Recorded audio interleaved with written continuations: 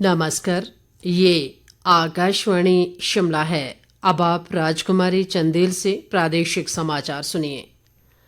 Chandrayaan-3 mission के अंतर्गत आज चंद्रमा के दक्षिणी ध्रुव के पास विक्रम लैंडर मॉड्यूल की सफलतापूर्वक सॉफ्ट लैंडिंग के कठिन कार्य को पूरा करते हुए भारत ने इतिहास रच दिया है।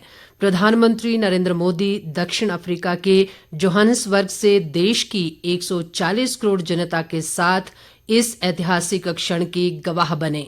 प्रधानमंत्री ने इस अविस्मरणीय व नए भारत के उदय पर भारतीय अंतरिक्ष अनुसंधान संगठन इसरो के वैज्ञानिकों सहित देशवासियों को बधाई दी है। उन्होंने कहा कि ये क्षण सभी भारतीयों के लिए गौरवान्वित करने वाला है।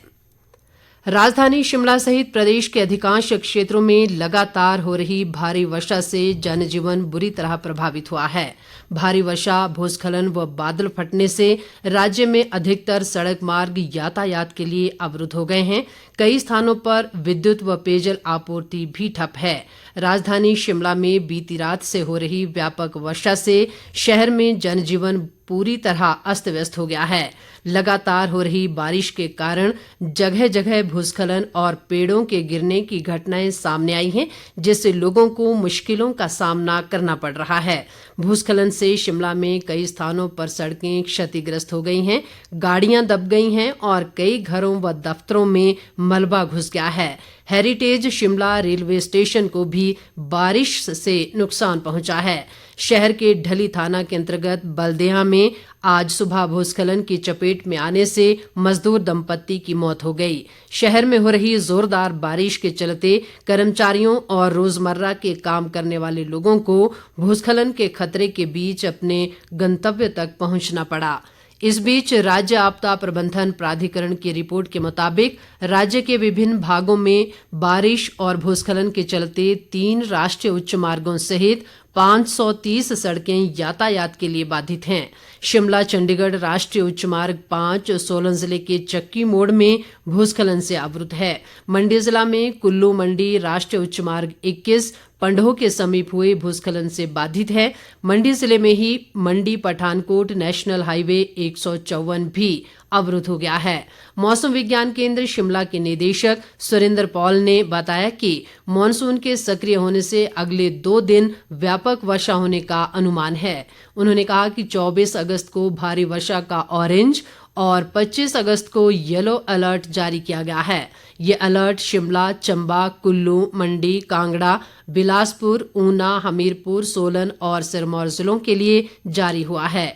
इन जिलों में अगले 24 घंटों के दौरान बाढ़ आने की भी चेतावनी दी गई है। मौसम विभाग ने अगले 3 दिन इन जिलों में भूस्खलन व पेड़ों के गिरने की आशंका जताई है और घरों से बाहर निकलते समय लोगों को सावधानी बरतने को कहा है।